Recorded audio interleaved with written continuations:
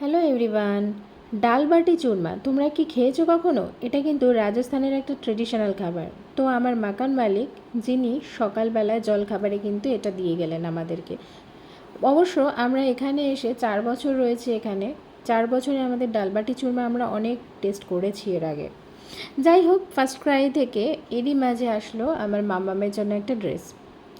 5 সেপ্টেম্বরে অ্যাকচুয়ালি ওর জন্য মুখান্নপ্রাশনের দিন আমরা ডিসাইড করেছি, তাই তারই জন্য ড্রেসও চুজ করে অনলাইনে অর্ডার করে রেখেছি। দুটো ড্রেস অর্ডার করে রেখেছি যাতে একটা পছন্দ করে রাখতে পারি। আরও একটা ড্রেস এখনও এসে পৌঁছয়নি।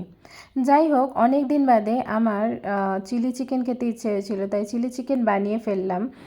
তবে এটা কিন্তু সকালবেলাতেই আমি বানিয়ে রাখছি, রাতের বেলাতে আমি এখন থেকে এটাই ডিসাইড করেছি যে রাতের বেলার খাবারটা সকালেই বানিয়ে রাখবো। যাই হোক, খেতে কিন্তু জব্বর টেস্ট হয়েছিল। তো চলো ব্রেকফাস্ট সেরে নিই, কমপ্লিট তো হয়েই গেছে।